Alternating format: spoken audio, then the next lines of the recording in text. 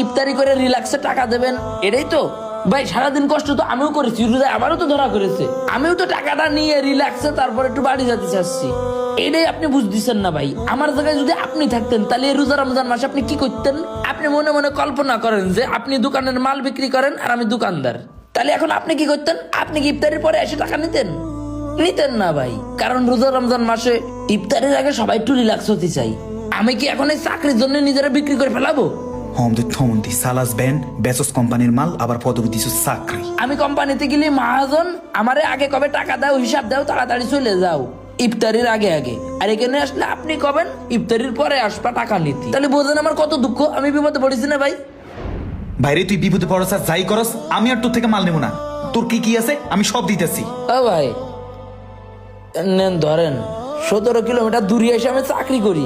এমন না যে বাড়ির পাশে চাকরি করি যে বাড়ি যাবো ইফতারি করে এসে টাকা নেবো। আমি চাকরি করি দূরে ভাই। আমি ইফতারির পরে সেই 17-18 কিলোমিটার দূর থেকে টাকা এসে কি করে নেবো?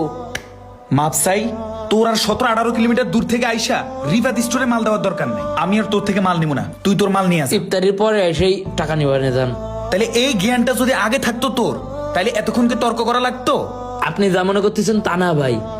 এখন কোম্পানিতে যায় আমার গাড়ির থেকে টাকা দিয়ে হিসাব মিলাই দিতে হবে না।